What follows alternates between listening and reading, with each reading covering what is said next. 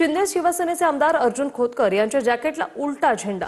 स्वातंत्र्य दिनाच्या कार्यक्रमात खोतकर यांच्या जॅकेटवर उलटा झेंडा लावलेला पाहायला मिळाला। हे दृश्य आपण पाहतोय। स्वातंत्र्य दिनाच्या कार्यक्रमात अर्जुन खोतकर यांच्या जॅकेटवर झेंडा उलटा लावलेला पाहायला मिळाला। हा फोटो सध्या व्हायरल होतोय।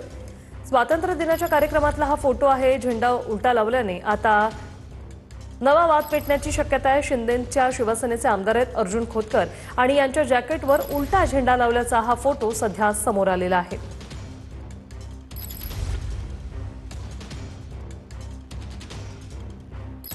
स्वातंत्र्य दिनाच्या कार्यक्रमात हा प्रकार घडलेला आहे आणि हा फोटो सध्या समोर आलेला आहे।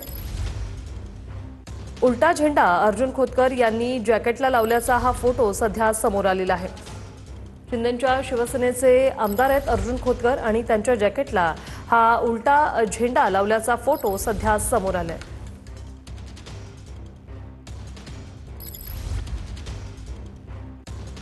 रामनाथ ढाकणे आमचे प्रतिनिधी आपल्या सोबत फोन लाईन वरून जोडलेले आहेत। रामनाथ, आपण पाहतोय जॅकेटला उलटा झेंडा लावल्याचा प्रकार शिंदेच्या शिवसेनेचे आमदार अर्जुन खोतकर यांच्याकडून करण्यात आलेला आहे। काय सविस्तर अपडेट?